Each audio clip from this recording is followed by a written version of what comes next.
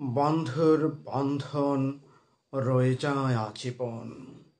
বন্ধুত্ব শব্দটি খুব তাড়াতাড়ি গড়ে ওঠে না, আবার খুব তাড়াতাড়ি ধ্বংস হয়ে যায় না। এর জন্য প্রয়োজন সময়।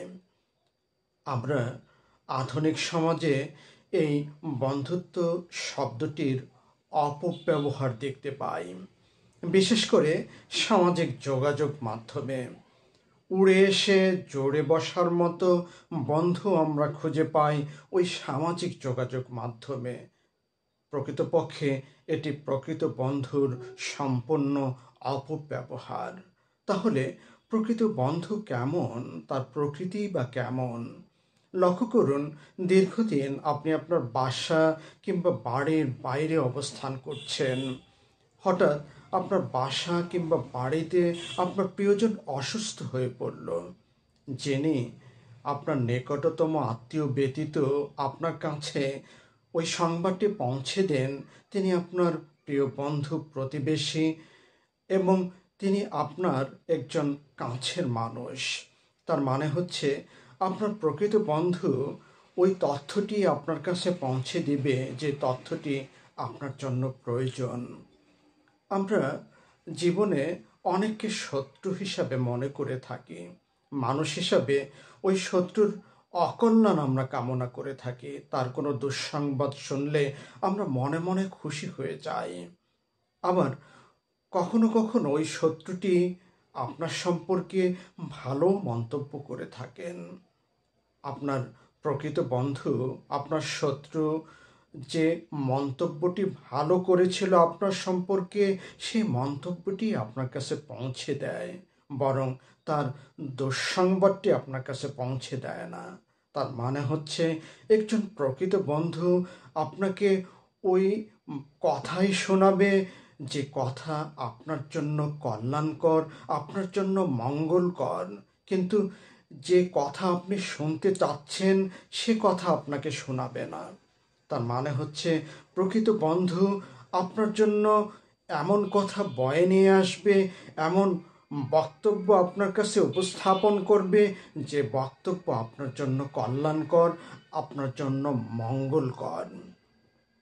আমরা অনেক স্বপ্ন দেখে থাকি, কখনো কখনো চাঁদ ছুঁয়ে দেখতে চাই।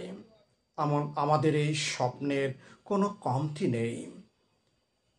আপনি যদি যুক্তরাষ্ট্রে অবস্থান করতে চান এবং সেখানেই যদি আপনার কোনো প্রিয় বন্ধু অবস্থান করে, আপনি তার সহযোগিতা কামনা করেন এবং দেখা যায় ওই বন্ধুটি আপনার সহযোগিতাই করেছে এবং আপনি যুক্তরাষ্ট্রে পৌঁছে যেতে সক্ষম হয়েছেন।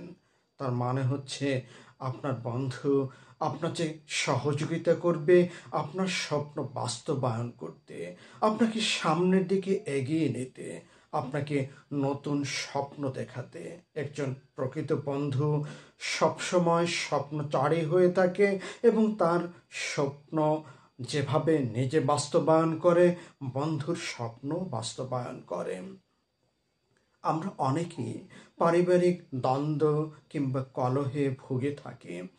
এমনও পারিবারিক দ্বন্দ্ব আছে যেগুলো আমরা অন্যদের মাঝে শেয়ার করতে পারি না, বলতে পারি না।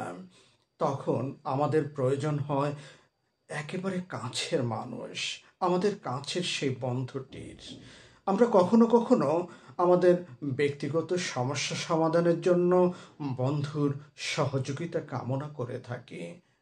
যে বন্ধুটি আপনার সহযোগিতা কামনা করেছে, আপনাকে সুযোগ করে দিয়েছে তার উপকার করার জন্য, প্রকৃতপক্ষে তিনি আপনাকেই উপকার করছেন। তার মানে হচ্ছে এই সহযোগিতাটি করার মাধ্যমে আপনি অনেক কিছু জানতে পারবেন, অনেক কিছু বুঝতে পারবেন, যা আপনার জীবনে অনেক উপকারে আসবে। তাই একজন বন্ধু তার সহযোগিতা কামনা করে আপনাকেই সহযোগিতা করছেন। তার মানে হচ্ছে আমরা আমাদের জীবনে বন্ধু অপরিহার্য। বন্ধু আমাদের জীবনে অমূল্য সম্পদ।